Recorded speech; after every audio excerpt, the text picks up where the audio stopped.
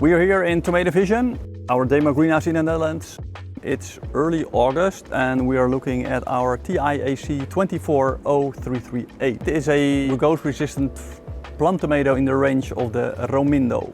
So yeah, relatively open plant type, but it always keeps on going. The 0338 typically has around 7 fruits per cluster.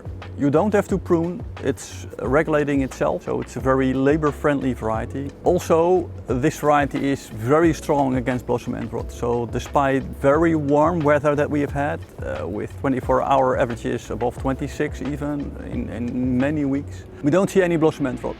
So it's one of the strongest variety in the market against blossom end rot, which is very nice to have. A typical fruit weight for the 0338 is around 100 to 110 grams. So with the 7 fruits per cluster, you have a cluster weight of around 750.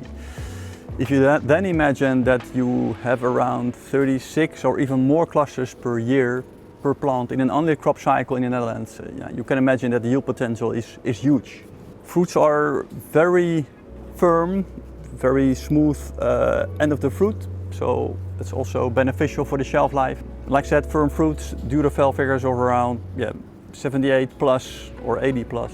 As said, no blossom end rot in this variety. Let's have a look in the top of the plant, how the plant is surviving summer so far. We are here in the top of the plant of the 338. Looking at the nice cluster development, so this is already cluster 30. It's really a fast variety, easily exceed the 35 clusters here, despite the relatively late planting that we have had. As said, around 7 flowers that set easily. You can see here not a single mistake in the setting. Plants are relatively thin, but don't be afraid, it will always keep on going with its flower development and setting. And you can also see nicely that the leaf stretching is always there. So it will never become too open.